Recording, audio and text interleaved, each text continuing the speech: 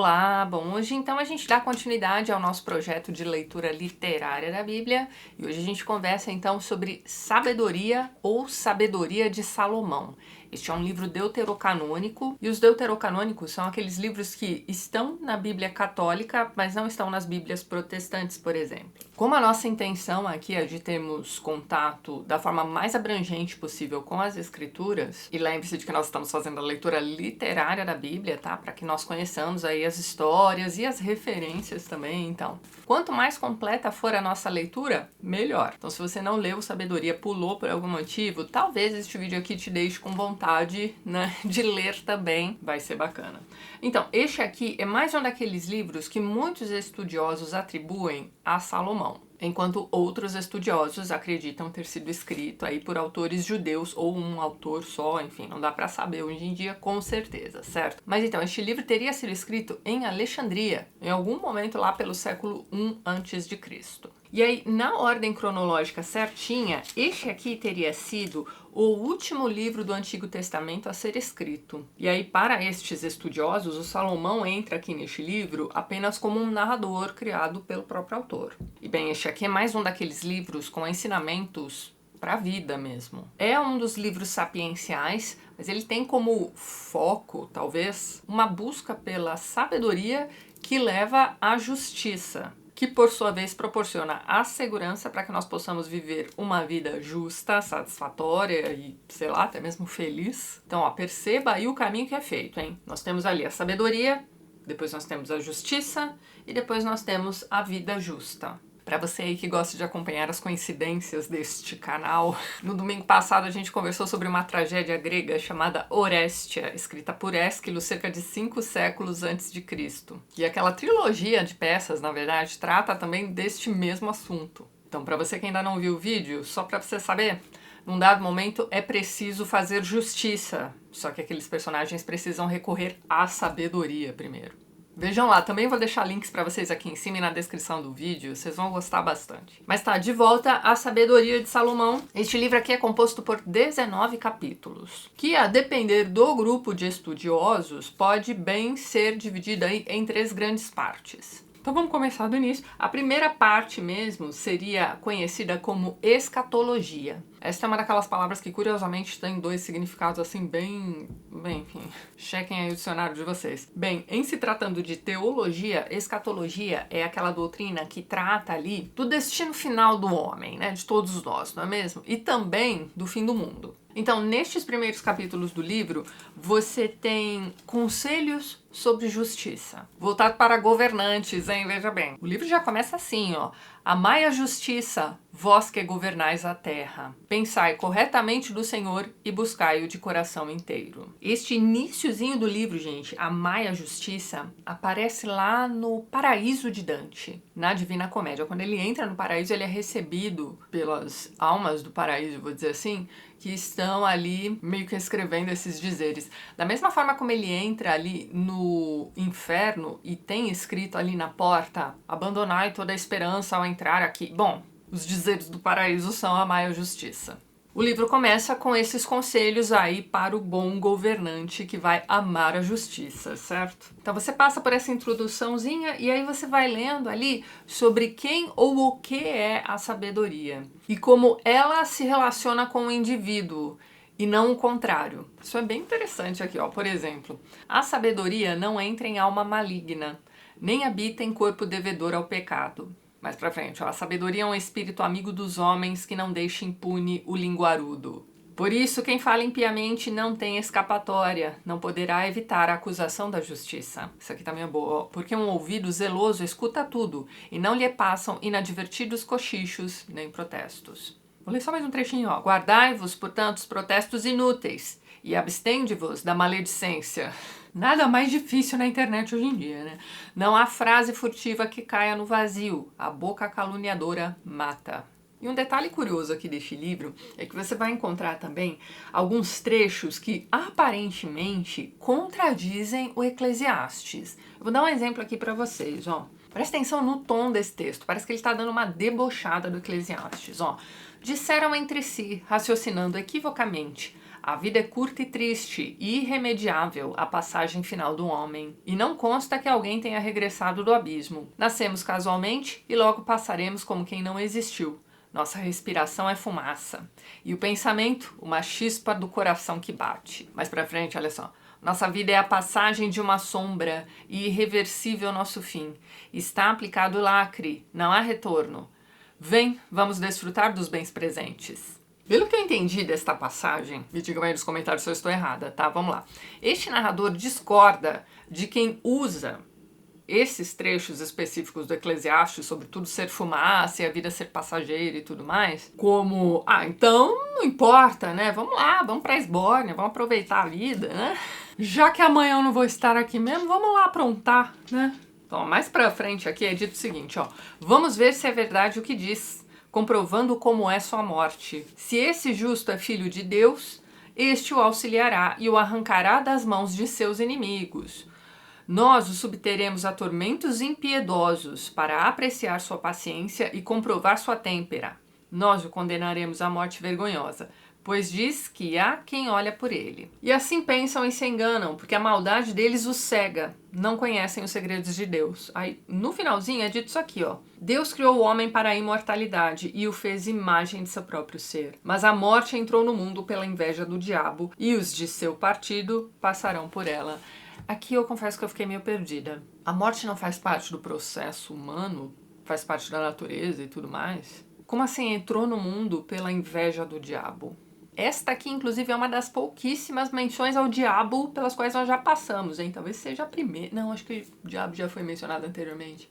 Mas aí nós temos uma nota de rodapé aqui, ó. Por todo o contexto, se vê que o autor pensa na morte definitiva, não na morte que dá passagem à vida, como é a do justo. Então não é que ele desminta o Eclesiastes, ele acrescenta uma informação. Aquele que crê em Deus, né, mesmo após a sua morte, continua aí de certa forma a sua existência. Já o ímpio teria aí uma morte definitiva. Mas como é que ele fica esperando o julgamento final? Bom, olha isso aqui, ó. Infeliz de quem despreza a sabedoria e a instrução. Vazia é sua esperança, inúteis seus afãs e suas obras. Nécias são suas mulheres, depravados seus filhos, e maldita sua posteridade. Só coisa boa se deseja aqui para os ímpios, hein? Mas então, a definição de sabedoria aqui neste livro estaria mais ligada àquela ideia de acreditar e confiar no Deus das Escrituras e também ser fiel às suas leis. Então, aqui nós não estamos falando exatamente da sabedoria que se busca, que se aprende, que se acumula de forma sistemática, sei lá, indo pra escola, fazendo faculdade, esse tipo de... Não. Então aqui nós não estamos falando de aprendizado, estamos falando de sabedoria e tem muito mais a ver com um dom de Deus, talvez. E que pode, talvez, né, ser adquirido através do conhecimento das leis lá, das escrituras e de sua prática também. Não adianta nada você saber o que é certo. Ah, eu tenho discernimento, parabéns. Mas você precisa colocar o discernimento em prática. Você sabe o que é certo e o que é errado. Até crianças sabem o que elas podem ou não podem fazer. Mas mesmo assim, será que a gente, mesmo sabendo o que é certo e errado, sempre escolhe o certo? Eu tenho pra mim que ter discernimento não adianta nada se você não coloca em prática, mas tá.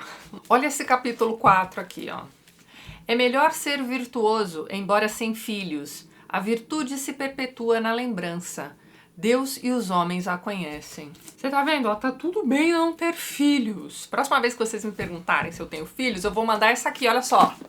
Sabedoria de Salomão, capítulo 4. Então tá, depois desses conselhos aí sobre sabedoria dentro da escatologia, a gente continua para a segunda parte, que seria ali separar o joio do trigo. Então, o texto segue mostrando a diferença entre os maus e os justos. Olha só isso aqui, ó. O justo, embora morra prematuramente, terá descanso. Velhice venerável não são os muitos dias, nem se mede pelo número de anos. Cabelos brancos do homem são prudência, e idade avançada, uma vida sem mancha. Agradou a Deus, e Deus o amou.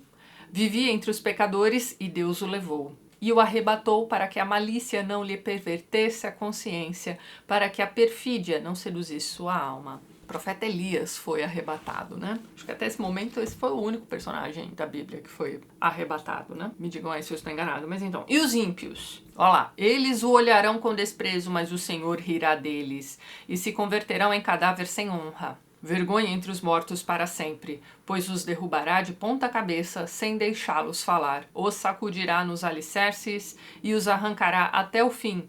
Viverão na dor e sua lembrança perecerá. E aí, depois disso, você tem a descrição do julgamento final, né? Você tem ali, ó, naquele dia o justo estará de pé sem temor diante dos que o afligiram e que desprezaram seus trabalhos. Aí os ímpios, ó, ao vê-lo estremecerão de pavor, atônitos diante da salvação imprevista. Dirão entre si, arrependidos, entre soluços de angústia: este é aquele de quem nós, insensatos, um dia ríamos com palavras injuriosas. Sua vida nos parecia uma loucura e sua morte uma desonra. Aí lá embaixo, olha só, sim, a esperança do ímpio é como palha que o vento arrebata. E os justos vivem eternamente. E aí, na última parte da escatologia, você teria ali a exortação da sabedoria. Olha lá, do Senhor vem o poder para vós, e do Altíssimo vem o comando. Ele indagará vossas obras e explorará vossas intenções, sendo ministros de seu reino, não governantes retamente, nem guardastes a lei, nem agistes segundo a vontade de Deus. Aqui o narrador está falando do castigo dos maus governantes, olha só. Repentino e estremecido virá contra vós, porque os elevados serão implacavelmente julgados. Quanto mais alto, maior a queda, né? Tem isso também, então. Portanto, o castigo dos mais importantes será pior. Depois nós temos um trecho intitulado A Sabedoria Conduz ao Reino. E aí você tem ali, ó, quem madruga por ela não se cansa, e a encontra sentada à sua porta, a sabedoria, né? Meditar nela é prudência consumada. Quem vigia por ela, logo se vê livre de preocupações. Olha só isso aqui. Seu começo autêntico é um desejo de instrução. É assim que a sabedoria chega até você. Ó. O afã pela instrução é amor. O amor é a observância de suas leis. Olha lá a definição de sabedoria segundo este livro, hein? A guarda das leis é garantia de incorruptibilidade. A incorruptibilidade aproxima de Deus. Portanto, o desejo da sabedoria conduz ao reino. Causa e consequência aqui, ó. Uma coisa vai levando a outra. É por isso que a sabedoria leva à justiça, que leva à vida justa. Depois vem um trecho que eu achei bem bonito, chamado Reflexo da Luz Eterna. É um poema em que se descreve ali a sabedoria. Olha só, a sabedoria é mais notável que qualquer movimento, e em virtude de sua pureza atravessa e penetra tudo, porque é eflúvio do poder divino. Mais pra frente, olha só, é mais bela que o sol e que todas as constelações. Comparada à luz do dia, sai ganhando, pois a este a noite substitui, ao passo que o mal não vence a sabedoria. E eu ainda estou com Atena, né, que é a deusa da sabedoria na mitologia grega, na cabeça aqui, né, por conta da Orestia que nós lemos na semana passada, enfim. Você vai vendo como mesmo nas nossas escolhas, né, das coisas que nós lemos para nos instruir ou simplesmente por entretenimento, uma coisa vai levando a outra. Eu acho tudo isso muito interessante. Mas então, para quem lê estes textos como estudo religioso mesmo, essas conexões entre o que está na Bíblia e o que está também em outras mitologias, como por exemplo a mitologia greco-romana, também são enriquecedoras. Não deixem de ver o vídeo sobre Orestia, tá? Mas tudo bem, vamos continuar. Encerramos aqui a escatologia e agora nós entramos na segunda parte da sabedoria de Salomão, que é o discurso de Salomão sobre a sabedoria. E olha que interessante, tudo começa com Salomão contando sobre o seu casamento com a sabedoria. Então aqui a gente precisa se lembrar de algumas coisas. A primeira é que a sabedoria já foi personificada anteriormente em um livro que está em todas as Bíblias, chamado Provérbios. E ela foi personificada na figura de uma mulher sábia, que está por aí desde o princípio das coisas. Ela esteve inclusive com Deus durante a criação de todas as coisas. Vocês se lembram disso? Então, e você pode entender essa sabedoria personificada apenas como, sei lá, um princípio feminino ali da fertilidade, da fecundidade, da geração das coisas, inclusive das ideias. Então, esta figura, Sofia, do grego, né? Só lembrando que este trecho da Bíblia aqui provavelmente foi escrito em grego. Então, esta Sofia esteve lá desde o princípio. E Salomão aqui vai nos lembrar disso também. O curioso aqui é que ele fala de seu conhecimento, seu contato com a sabedoria, como um casamento.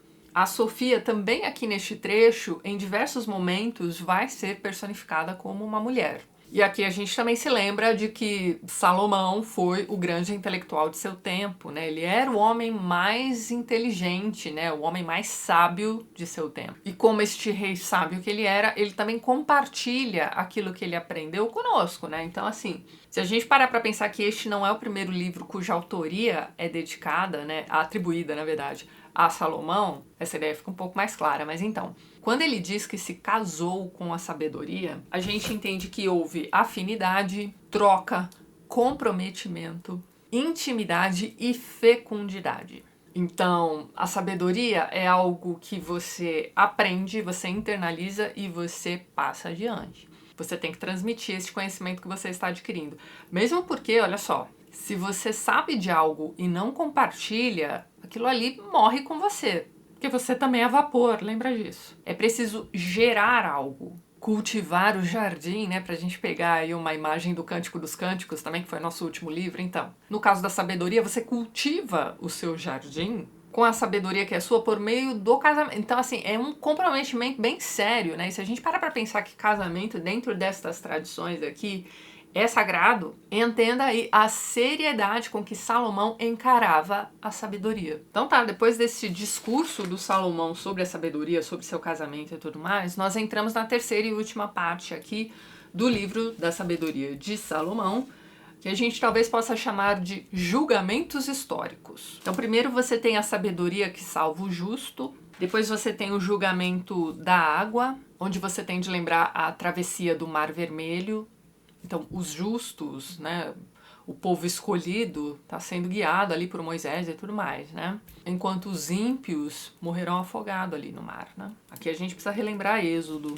Depois você tem o julgamento dos animais. Olha só, amas todos os seres e não detestas nada do que fizeste. Se tivesses odiado alguma coisa, não a terias criado. E como substituiriam as coisas se tu não o tivesses desejado? Como conservariam tua existência se tu não as tivesses chamado? Mas perdoas a todos, porque são teus, Senhor, amigo da vida. Todos levam teu sopro incorruptível. Aí você tem toda a teodiceia dos cananeus, que também foram julgados. Olha só, os antigos habitantes da tua terra santa, tu os detestaste por suas práticas detestáveis, ritos execráveis e atos de magia, cruéis sacrifícios de criaturas e banquetes canibalescos de vísceras e sangue humano, esses confrades iniciados. Progenitores assassinos de vidas indefesas, tu decidiste eliminá-los por meio de nossos pais, para que tua terra predileta acolhesse a digna colônia dos filhos de Deus. E por aí vai. Você também tem aqui o julgamento de caçoada. Aqui ele vai falar do julgamento daqueles que adoram outros deuses, enfim. E aí temos todo um trecho sobre a idolatria. Então veja bem, aqui neste contexto, idolatria é o oposto de sabedoria. Se a sabedoria te leva a conhecer e aplicar as leis de Deus, não é mesmo?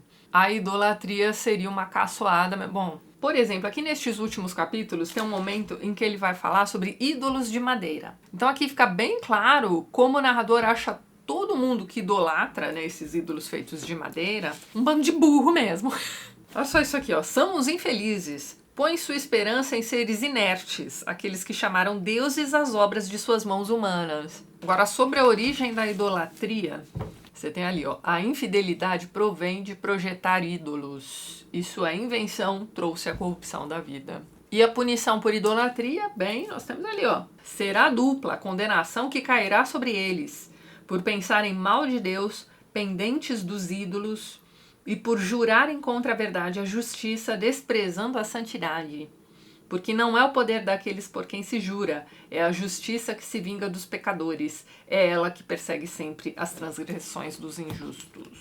Depois você tem um trecho intitulado Conhecer-te é justiça perfeita. Aqui neste ponto do livro, se ainda não tinha ficado claro que a sabedoria está ligada ao conhecimento de Deus, vai ficar. Tem também aqui no meio, pessoal, o julgamento dos primogênitos. Essa parte aqui de julgamentos históricos é meio que uma retomada da história desde o início lá, né, do Antigo Testamento. Você tem menções a Adão e Eva aqui também, mas você tem um foco maior ali nas agruras pelas quais o povo escolhido passou durante o Êxodo. Mas olha que curioso aqui, ó, fala-se em santos. Ó, quando decidiram matar os filhos dos santos e somente um, exposto, se salvou, como castigo lhe arrebataste seus filhos em massa e os eliminaste todos juntos nas águas formidáveis. Acho que é a primeira vez que se fala em santos aqui, né? Continuando, ó, aquela noite foi de antemão anunciada a nossos pais, para que tivessem ânimo ao conhecerem com plena certeza a promessa na qual confiavam. Teu povo já esperava a salvação dos inocentes e a perdição dos inimigos. A partir daí você vai relembrar a morte dos primogênitos e depois também a dos soldados que pereceram lá quando o Mar Vermelho se juntou novamente. Essa parte aqui, pessoal, é bem triste. Principalmente quando você se lembra que muitos daqueles primogênitos que pereceram eram bebês. Aqui nós também vamos ter pessoas desobedecendo a lei da hospitalidade. Mais um ponto de contato aí com a Orestia.